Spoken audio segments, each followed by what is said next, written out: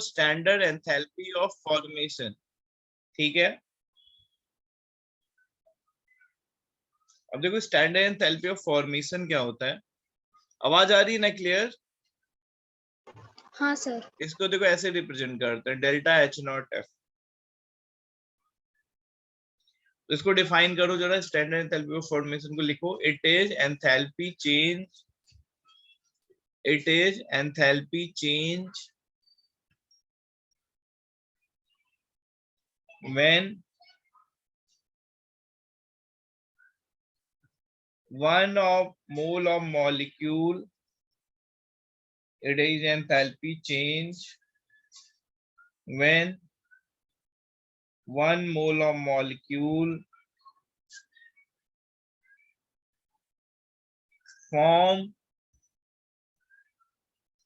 from their elements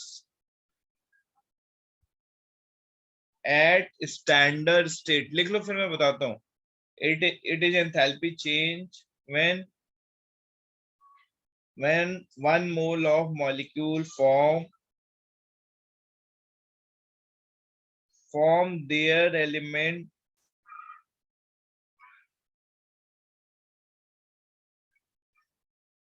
at its standard state। कहने का मतलब क्या है, जैसे देखो एलिमेंट क्या क्या होता है जो नेचुरल एग्जिस्ट करता है, जैसे जैसे H2 गैस एलिमेंट है, O2 गैस एलिमेंट है, N2 गैस एलिमेंट है, समझ रहे हो ना? हाँ सर। कार्बन का एलिमेंट कंसीडर करते हैं ग्रेफाइट को, Br2 का एलिमेंट हम कंसीडर करते हैं लिक्विड को, है ना? तो इन्हीं से बनाना है अपने को, और एक मोल बनाना होता है। जैसे मान लो H2O हमें बनाना है, H2O 1 मोल बनाएंगे। कैसे बनाएंगे? H2 gaseous half O2 gaseous H2O liquid.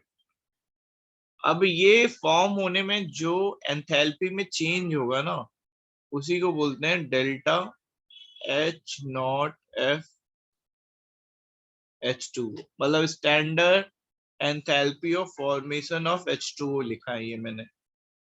अच्छा देखो, अगर मान लो मुझे CO2 बनाना है तो मैं क्या लूंगा? मुझे C का ग्रेफाइट लेना है, C का मुझे ग्रेफाइट लेना है, प्लस O2 का मुझे गैसियस लेना है, CO2 गैसियस। ये मेरा क्या हो गया बताओ? Delta H not F CO2। समझ में आ रहा है सबको? हाँ सर। ठीक है। अच्छा देखो, अगर मुझे HBr बनाना है तो half H2 gaseous plus half Br2 liquid, ये क्या हो जाएगा? HBr।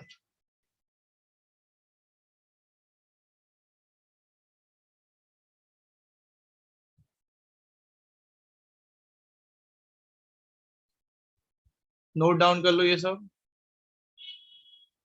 सर ये हाफ क्यों लगा है? क्योंकि एक ही मोल बनाना है ना।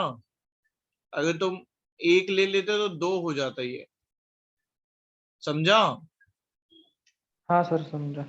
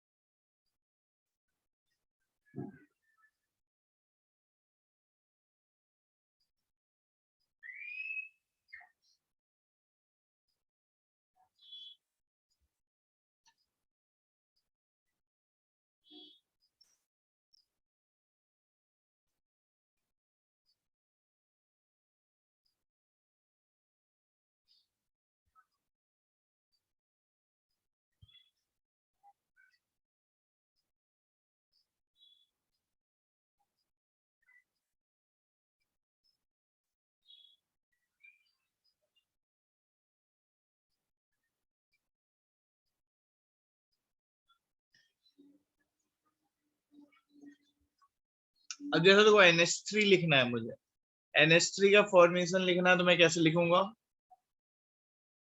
ये नोट कर लिया ना? हाँ सर।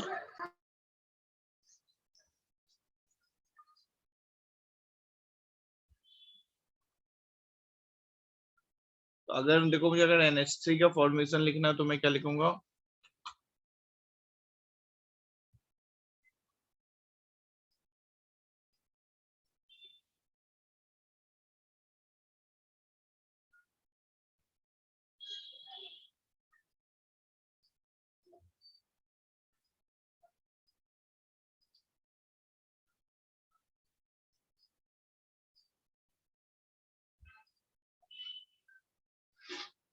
समझा?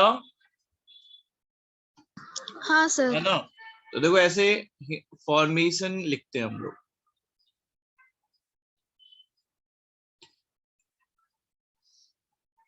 चले बढ़ जाए आगे। हाँ सर। अच्छा, अब जैसे देखो कोई रिएक्शन अगर दी होती है ना, जैसे मान लो ये एक रिएक्शन दी हुई है,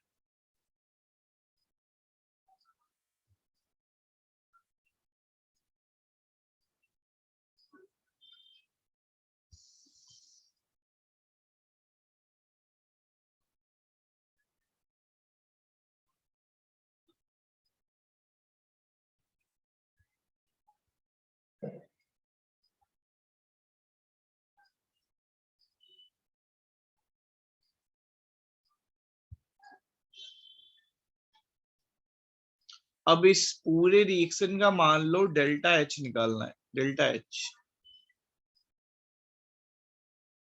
मतलब ये जो पूरी रिएक्शन हो रही है, इसमें कितना एंथैल्पी में चेंज आएगा मान लो, हमें वो निकालना है। तो हमेशा ध्यान रखना कि हम लोग कैलकुलेशन ऐसे करते हैं, product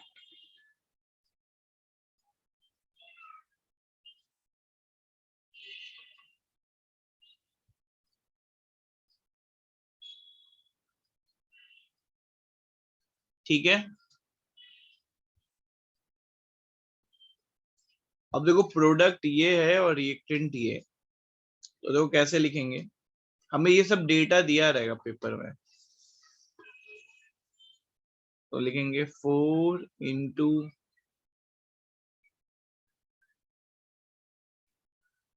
CO2 plus 4 into delta H not F H2O।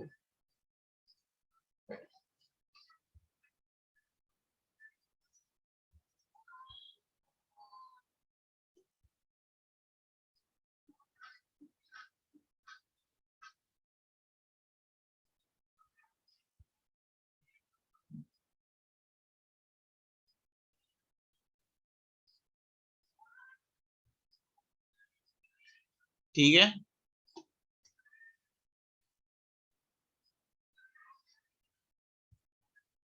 हाँ सर।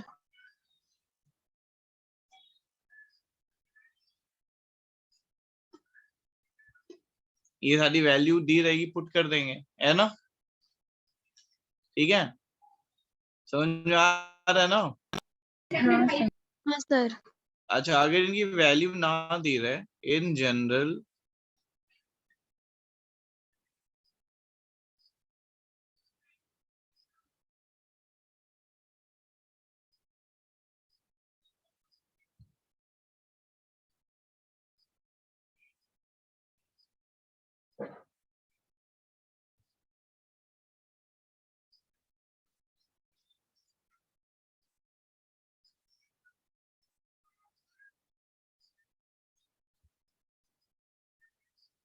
ठीक है, in general enthalpy of formation of element, enthalpy of formation of element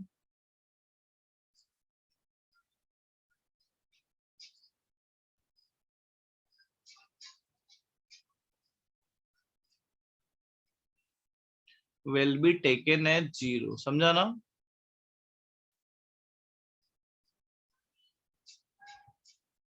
जो एलिमेंट का एंथैल्पी ऑफ फॉर्मेशन उसको क्या लेना है अपने को, बताओ, 0। समझा? यहां तक समझा? जैसे हाँ सर। O2 एलिमेंट है ना, तो तुम O2 का एंथैल्पी ऑफ फॉर्मेशन तुमको क्या लेना पड़ेगा? 0। या N2 कहीं दिया, अगर डेटा नहीं दिया तो उसका एंथैल्पी ऑफ फॉर्मेशन क्या ले लोगे? 0। क्लियर है? हाँ सर। ठीक है। उसके बाद हेडिंग डालो standard enthalpy of combustion. Next heading डाल लो standard enthalpy of combustion. Anvi doubt है क्या कोई?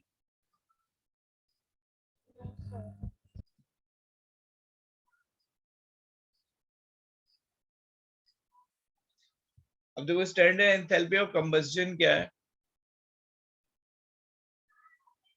हेडिंग डाल लो स्टैंडर्ड एंथैल्पी ऑफ कंबस्शन, लिखो it is enthalpy change,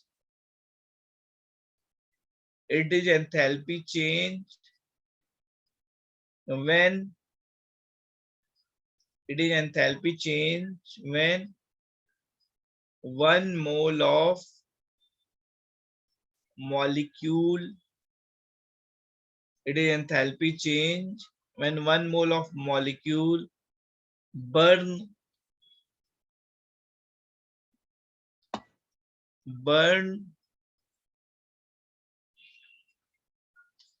completely in presence of oxygen. It is enthalpy change when 1 mole of molecule burn completely in presence of oxygen. ठीक है? हाँ sir. तो जैसे देखो अगर C6 और मान लो H12 है, इसका एंथैल्पी ऑफ कंबस्शन की कोई बात करता है, तुमको क्या करना है? इसका 1 मोल ले लेना है, इसको ऑक्सीजन के साथ रिएक्ट करवा देना है, 6CO2 6H2O, ये हो गया। ये कंबस्शन की इक्वेशन होगी। इसमें जो भी एंथैल्पी चेंज होगी वो क्या होगी? Enthalpy of combustion. समझ में आया ये बात? है ना? मान लो कोई एंथैल्पी ऑफ कंबस्शन C4H8 की बात कर रहा है, तो तुम्हें बस क्या करना है? C4H8 को O2 से रिएक्ट करवा देना है।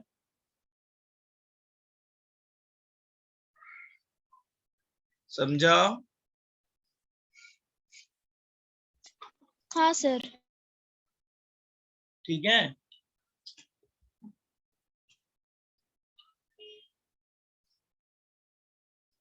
तो जो भी डेटा दिया रहेगा प्रोडक्ट माइनस रिएक्टेंट कर लेंगे। समझा ना?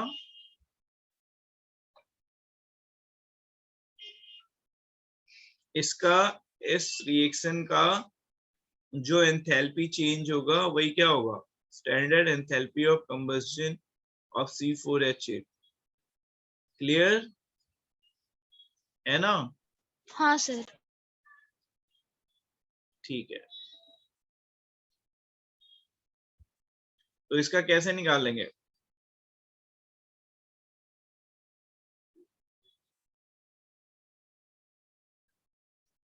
Delta H0F product minus delta H0F reactant, है ना?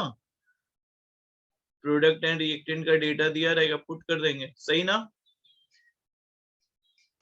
हाँ सर। ठीक है। नेक्स्ट लिखो standard enthalpy of neutralization.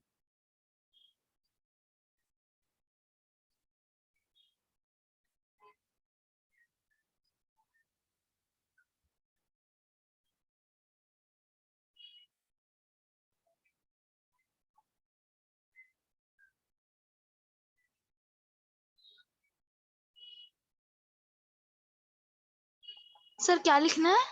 Standard enthalpy of neutralization.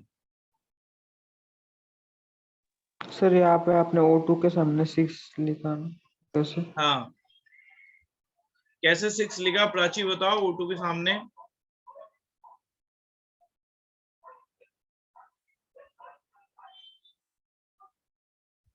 Sir वो कौन सा मेथड है?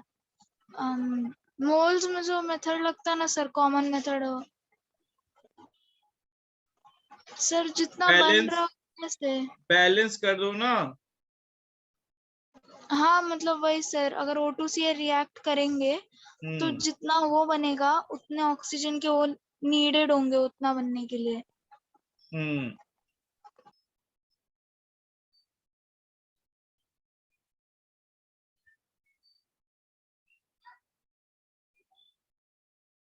बैलेंस करो ना उसको।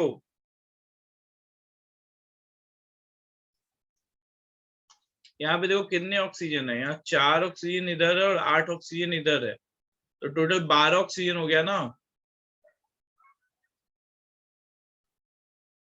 समझा? 4 इंटू 2 8 ऑक्सीजन इधर हो गया और 4 ऑक्सीजन इधर, तो कितना ऑक्सीजन हो गया? 12। तो 6 O2 कर दिया। ठीक है,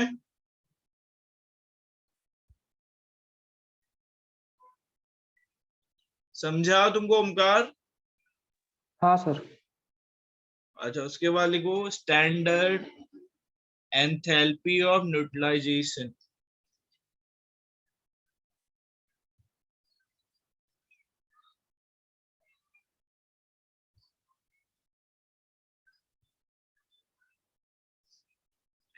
स्टैंडर्ड एंथैल्पी ऑफ न्यूट्रलाइजेशन, इसके आगे लिखो it is enthalpy change, it is enthalpy change when it is enthalpy change when 1 mole of H plus comes from strong acid.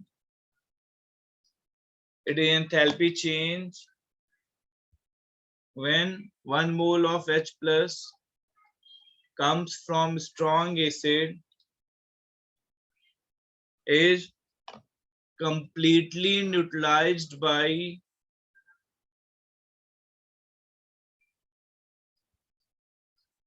1 mole of OH minus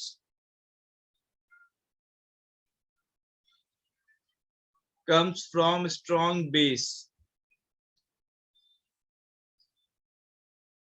It is enthalpy change.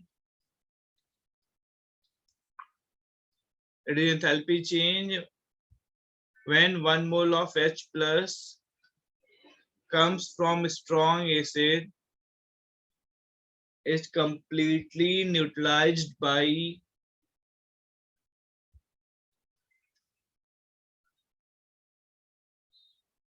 1 mole of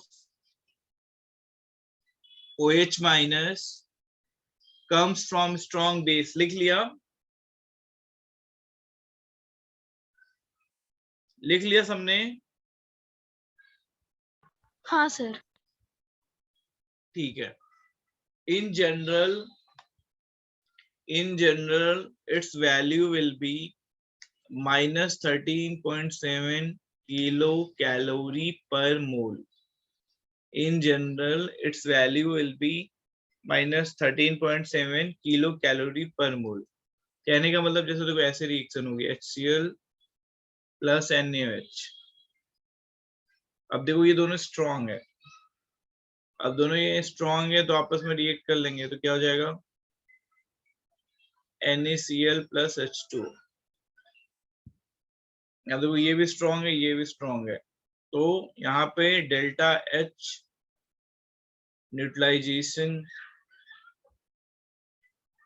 कितना हो जाएगा minus 13.7।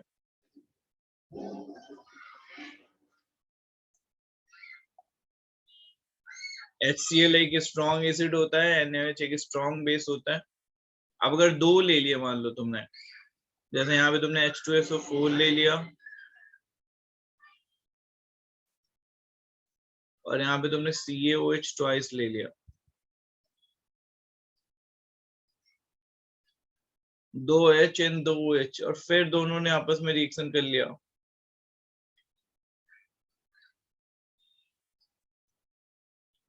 अब देखो यहाँ पे दो neutralise हो रहे हैं, दो लोग न्यूट्रलाइज हो रहे हैं, एक का इतना आता है तो दो का वैल्यू कितना आएगा, -13.7 इंटू 2। समझा? ये सबको समझा? एक मिनट सर। सर वो दो मतलब क्या, एक बार समझा।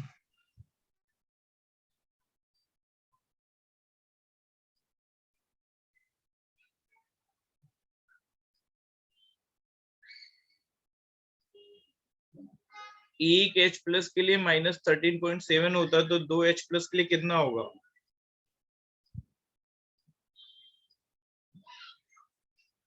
दो का मल्टीप्लाई हो जाएगा ना।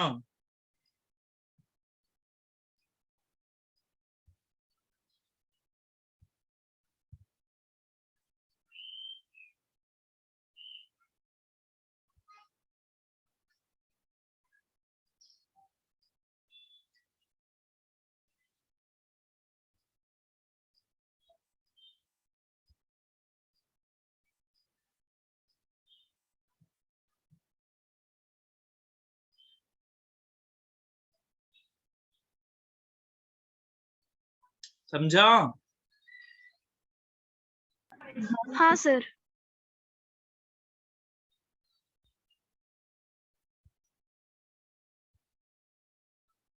अब देखो मान लो कोई ऐसा सिचुएशन आया जिसमें CH3COH प्लस NaOH है, ये वीक एसिड है और ये स्ट्रॉन्ग बेस है। अगर वीक एसिड है तो पूरा न्यूट्रलाइज नहीं होगा ना, स्ट्रॉन्ग पूरा न्यूट्रलाइज होते हैं ना। हाँ सर। अगर ये वीक है तो देखो ये लोग आपस में मिलके क्या बनाएंगे, CH3CONa प्लस H2। अभी मान लो तुमको डेल्टा H न्यूट्रलाइजेशन दिया हुआ है,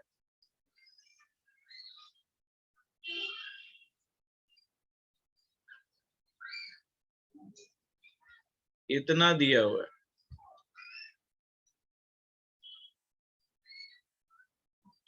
अब देखो होना कितना चाहिए था, -13.7 होना चाहिए था और है कितना, -10.7। तो दोनों का जो डिफरेंस है ना, उतना एनर्जी खर्च हो गया होगा ये जो वीक एसिड उसको पूरा डिसोसिएट करने में। अगर ऐसा कोई पूछे कि डेल्टा H जो CH3COH है उसका डिसोसिएशन कितना होगा,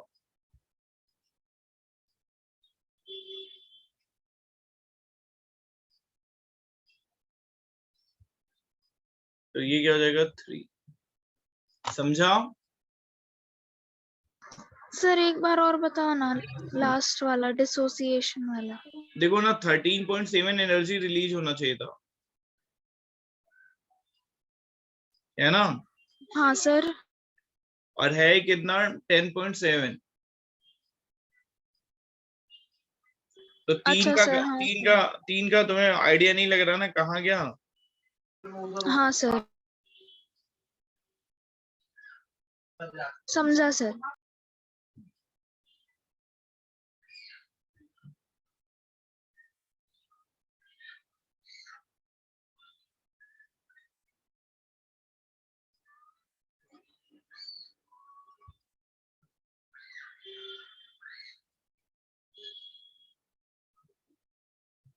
समझा सबको?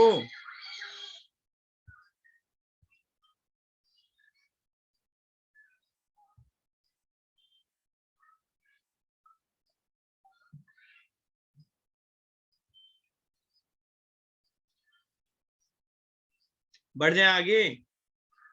हाँ सर। ठीक है। तो अगर मान लो ऐसा कोई रिएक्शन दिया है,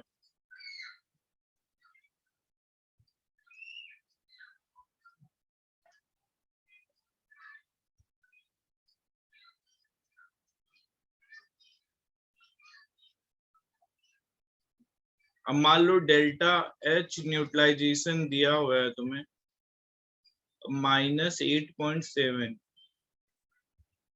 तो डेल्टा एच डिसोसिएशन कितना होगा?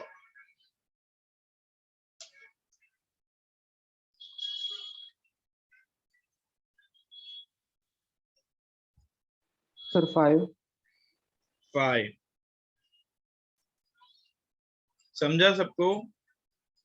हाँ सर। अच्छा ठीक है, अब जरा बुकलेट निकालो तुम लोग तो।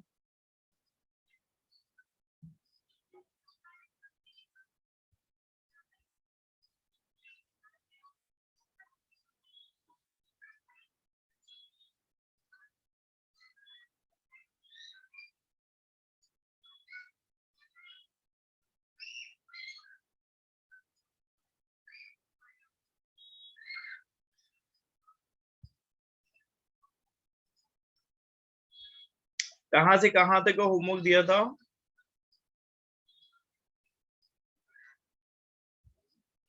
सर 46 तक 22 से। अच्छा,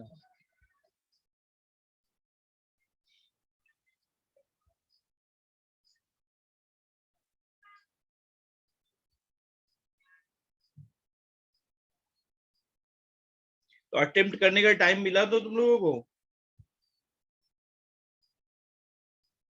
अटेम्प्ट कर पाए हो 22 से 46? जी सर। अनवी अटेम्प्ट किया है क्या? सर हाँ, किया सर, सारे कर लिए हैं? 46 तक किया। तो तुम्हें डाउट है कि नहीं तुम्हें? सर है एकदम। पूछो कौन सा डाउट है, पहले 22 से 46 तक का डाउट पूछ लो तुम लोग।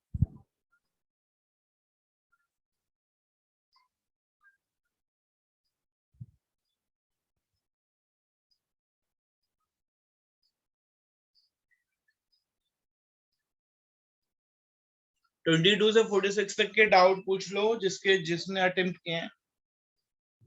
सर मुझे 30 नहीं आया। 39 नहीं आया? 30 सर 30। 30 नहीं आया तुम्हें? हाँ सर। आइसोथर्मल है तो डेल्टा एच इक्वल टू क्या होता है? एनसीपी डेल्टा टी होता है ना। डेल्टा एच इक्वल टू क्या होता है? NCP delta T. हाँ सर। आइसोथर्मल है तो डेल्टा टी 0 हो जाएगा ना।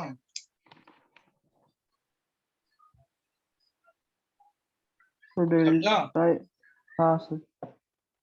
ठीक है, उसके बाद बताओ। सर 29। 29।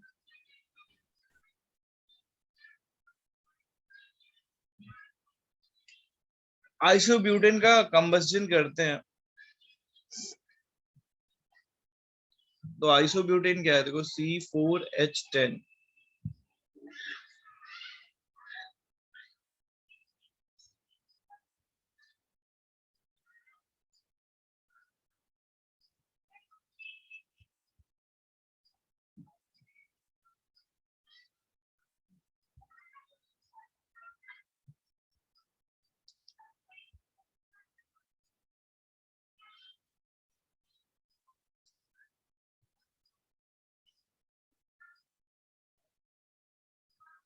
अब देखो delta H equal to formula होता है ना delta U plus delta NRT, है ना।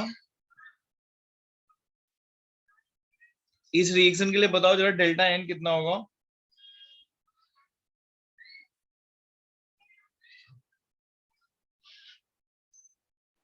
सर 1.5। नहीं, ध्यान से देखो। सर 5/2 +5/2 या -5/2? माइनस। माइनस।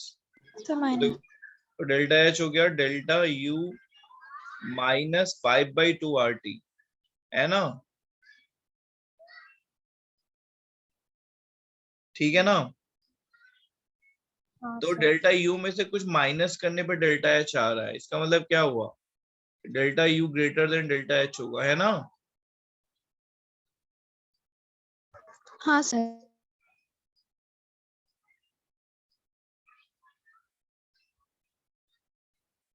समझा? हाँ sir.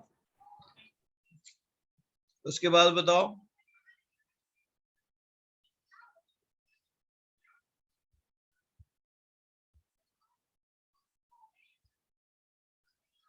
Sir 39।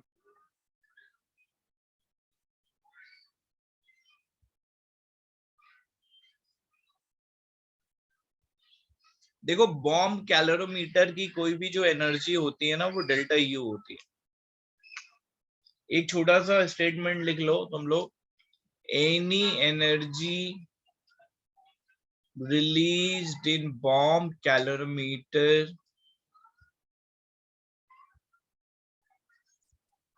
any energy released in bomb calorimeter will be equal to delta U।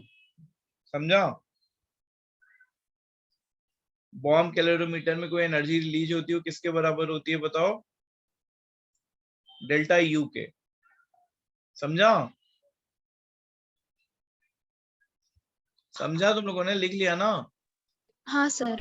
Any energy released in bomb calorimeter will be equal to delta U। ठीक है। अब देखो क्वेश्चन में क्या बोल रहा है कि heat of combustion of ethanol determine in bomb calorimeter, मतलब डेल्टा यू आपको दिया हुआ है -670.48। ठीक है। अब इथेनॉल का जरा कंबंशन करो।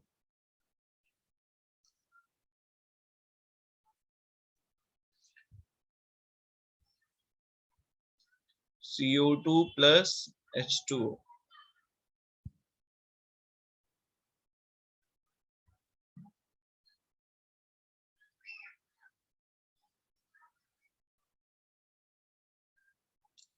अब बैलेंस करो ऑक्सीजन। इधर कितना है देखो, इधर 2 कार्बन था ना, 2 एक कार्बन 2 कार्बन, ये 2CO2 हो गया।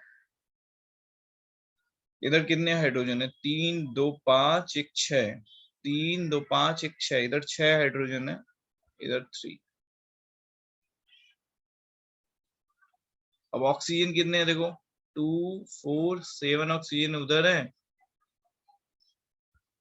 ये सही है ना? अब फॉर्मूला लगा दो, delta H equal to delta U plus delta nRT।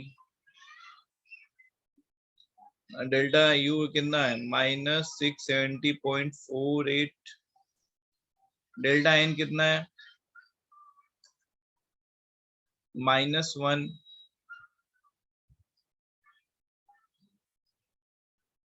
R की वैल्यू 2, T की वैल्यू कितनी है?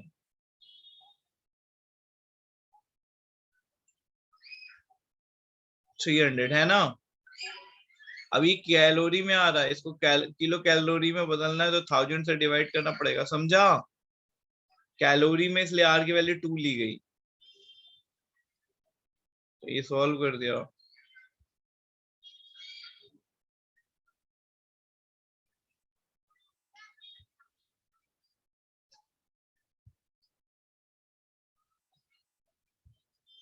समझ में आया? क्या आ जाएगा? सेकंड ऑप्शन ना? समझा? अरे तुम लोग को समझ रहा है कि नहीं? सर मैं एक बार ऊपर से वापस देख रही हूँ। देख लो, अपना टाइम ले लो, सब बोला करो यार, तुम तो शांति से बैठे रहते हो।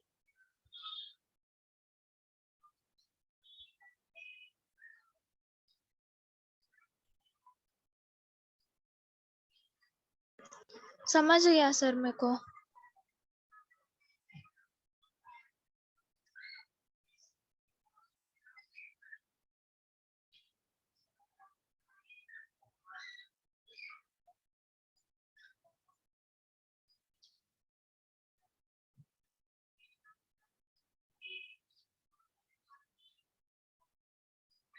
सबको समझ गया?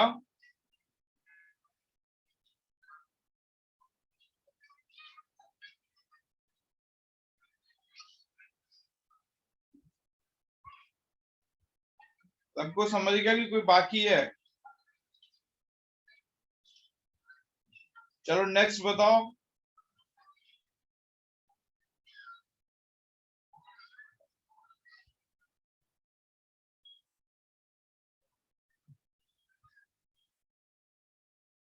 Sir, 42. 42 देख लो।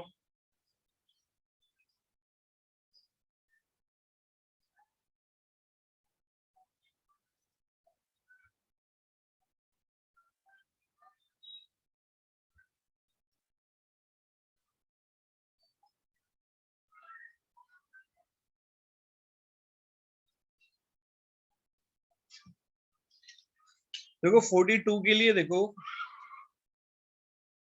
ये जो लिखा होता है ना, delta H equal to delta U plus delta NRT, ये जो लिखते हैं ना हम लोग,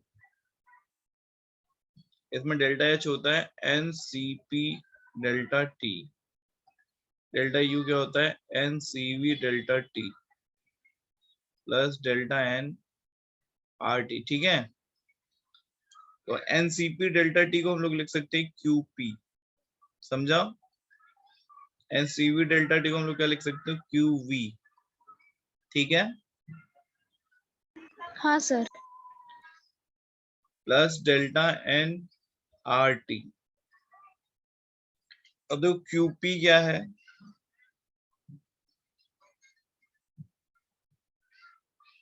QP है -28 दिया हुआ है,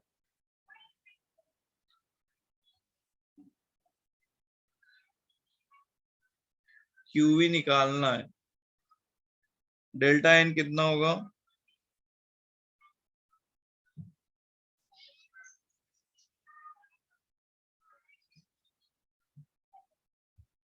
डेल्टा N 1 होगा, 1 इंटू 2,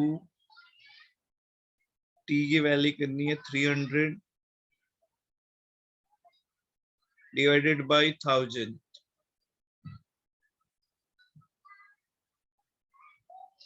QV कितना आ गया -28.6। अनवी समझाओ, हाँ सर। ठीक है। 42 के बाद बोलो,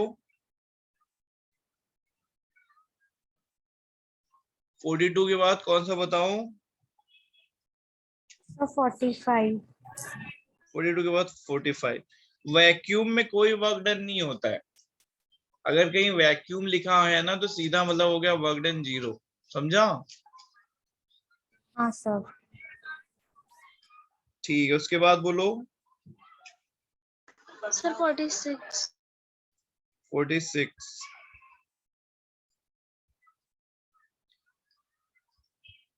एक्सटर्नल प्रेशर लगता है तो बताया था ना प्राची, कहीं पे अगर एक्सटर्नल प्रेशर लग रहा है तो वर्क डन क्या होता है,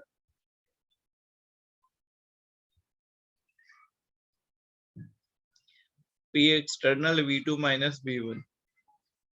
तो एक्सटर्नल प्रेशर कितना लग रहा है बताओ,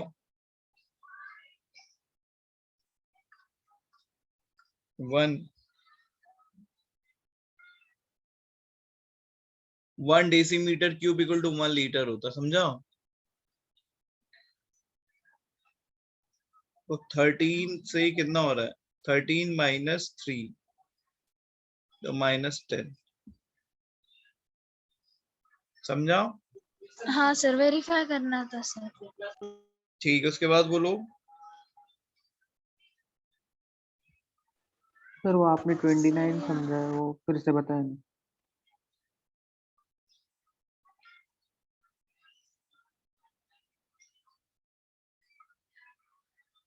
29 नहीं समझा, 29 जरा बताओ तो प्राची फिर से, 29 प्राची समझाओ तो।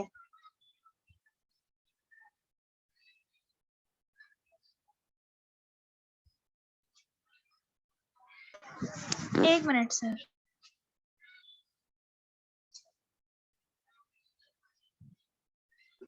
हाँ, तो आइसोब्यूटेन के लिए हम लोग ने C4H10 को कंबशन के लिए डाला, तो O2 के साथ रिएक्ट करवाया और बैलेंस करवाई इक्वेशन।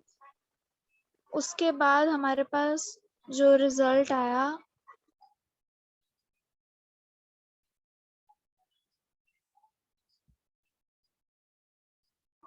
हाँ, उस रिजल्ट में जो हमारा डेल्टा U था वो सॉरी डेल्टा N जो था हमारा -5/2 आया था, और हाँ डेल्टा यू इससे सर इससे तो क्लियरली यही पता चल रहा है डेल्टा यू ज्यादा है डेल्टा एच से, जो माइनस में चला गया है उस साइड में माइनस है, अगर उसको इधर लाएंगे।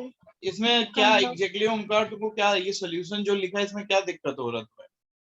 सर मेरा डेल्टा एन अलग आया है, प्लस में आया है। डेल्टा एन, अच्छा डेल्टा एन के लिए मैं बता सकती हूँ।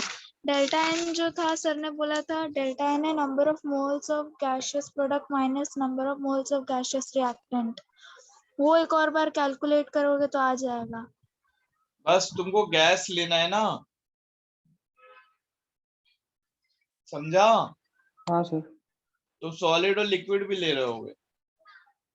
सर ये मेरा सिर्फ प्लस में आया है सर डेल्टा एन, इसलिए आंसर चेंज हो रहा है। अभी समझ में आया? हाँ सर। अच्छा बट ठीक है, सर उसकी नीचे बुकलेट में भी वही आंसर है, सेकंड वाला एन प्लस में। बुकलेट में क्या आंसर है? सर डेल्टा एच बड़ा है डेल्टा यू से ऐसा। कैलकुलेशन हम लोग सही कर रहे हैं ना प्राची? चेक करो। सर मैं वापस करती हूँ।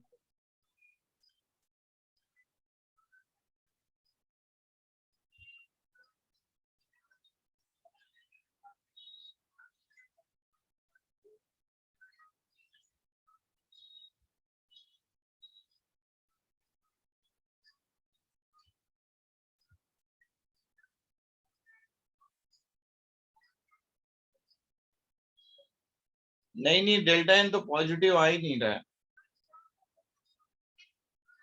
हाँ सर मैंने भी देखा, पॉजिटिव नहीं आ रहा, नेगेटिव आ रहा है। गलत दिया हुआ है ना? हाँ सर बुकलेट में गलत दिया है। हाँ, नेक्स्ट बताओ कौन सा? नेक्स्ट बोलो। सर 46 तक ही दिया था करना आपने इस बैच अच्छा में। थोड़े से मार्क करो जो अभी करेंगे हम लोग, है ना?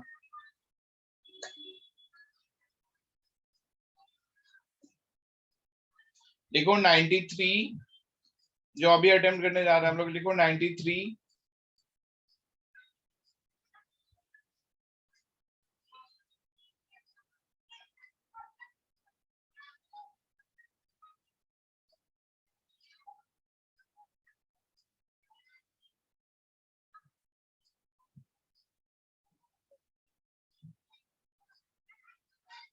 Ninety five, 96, 98, 99, 101, 102,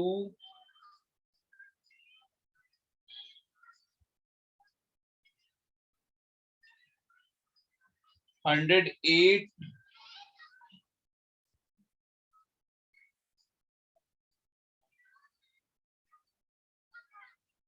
112। इन्हें तुरंत अटेम्प्ट करो तो फिर से बोल दूं क्या? हाँ सर एकदम। 112, 112, 108, 102, 101, 99, 98, 96, 95, 93,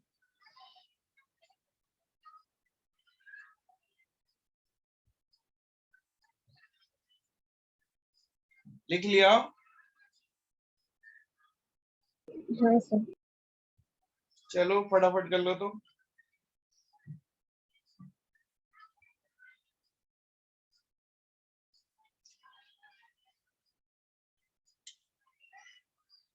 सेवन 13 तक अटेम्प्ट कर लेना है पूरा।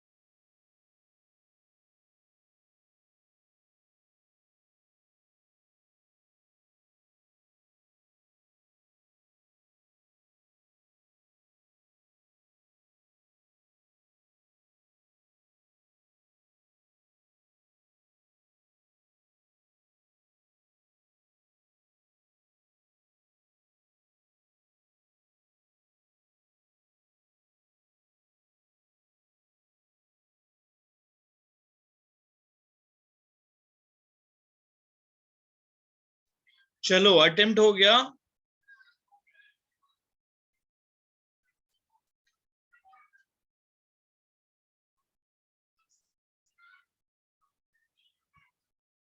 हाँ सर।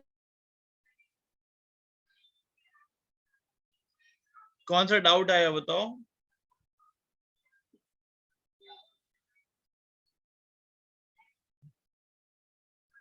Doubt sir 98। 98। देखो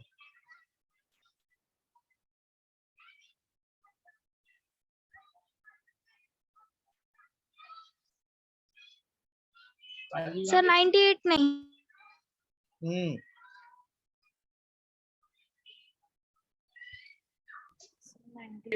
सर 102। 102 रुको।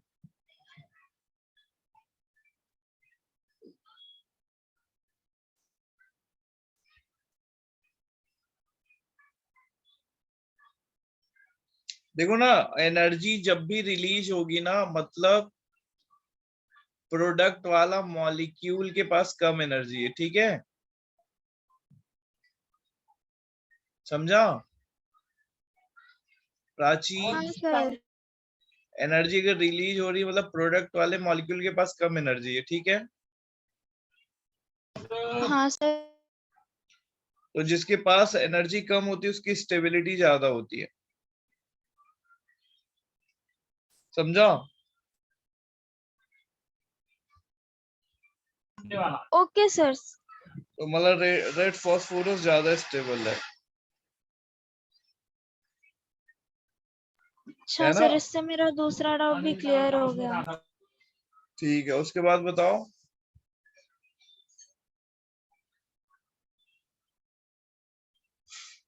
इसके बाद बोलो।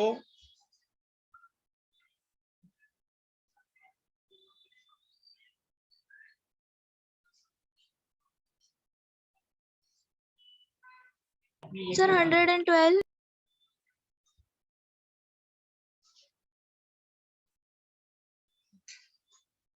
डेल्टा डेल्टा एच पूछ रहा है, तो प्रोडक्ट माइनस रिएक्टेंट लिखना है ना, तो N2 और H2 तो एलिमेंट है ना।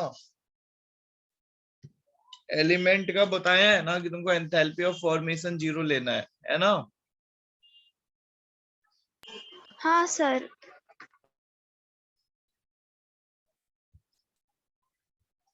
तो प्रोडक्ट माइनस रिएक्टेंट तो 0 -2 और NH3 का कितना है -46, तो कितना आएगा 92 आएगा ना।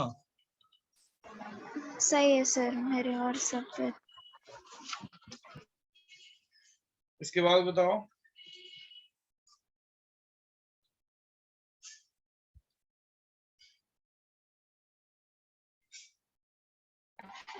सर मेरे इतने ही थे। अन्वी तुमने सॉल्व नहीं किया है क्या। किया। डाउट नहीं है। तो यही डाउट था।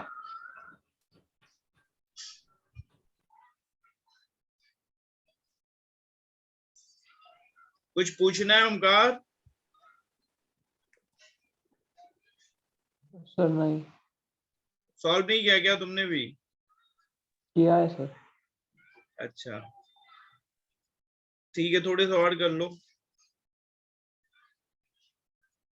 113 एंड 114 दो और कर लो बस। 113 एंड 114 ये दो और अटेम्प्ट करना है।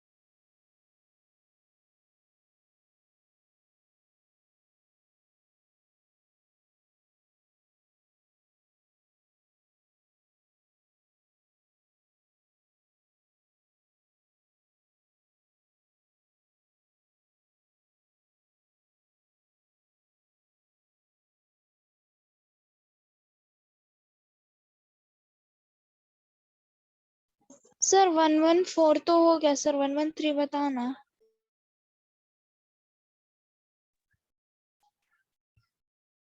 113 अनवी तुमसे भी नहीं आया? नहीं सर।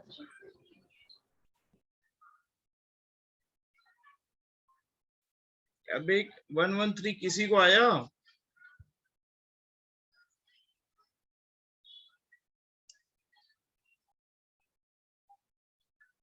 ये ओमकार और वेदांत तो पढ़ाई ही नहीं करते हैं।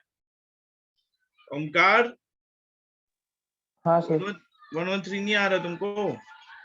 नहीं सर, 113 कर रहा हूँ, 114 आया है सर। प्रोडक्ट माइनस रिएक्टेंट करना है ना, डेल्टा एच तो दिया है। हाँ सर। सर देखो मेरा क्या कैलकुलेशन से -288 नहीं आ रहा है। देखो डेल्टा एच दिया है 42। प्रोडक्ट का CaCO3 का निकालना है x। CO2 का कितना दिया है? -94। तुम भी कैलकुलेशन बहुत गंदा करती हो प्राची।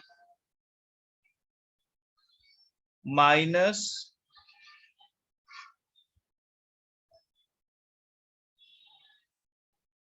CaO का कितना दिया है? -152। x निकालना है। x कितना आ रहा है? 42 plus 94 plus 152।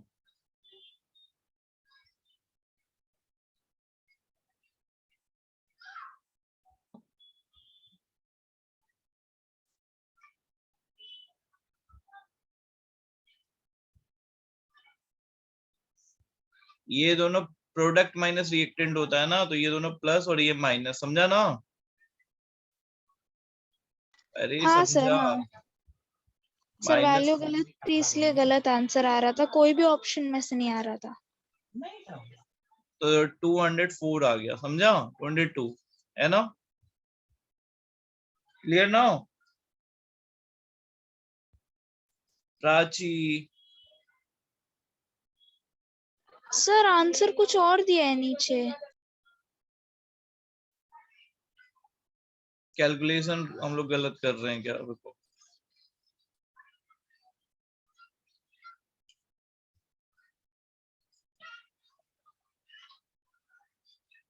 (42 equal to product का तो मुझे बताते जाना। CaO का कितना दिया है?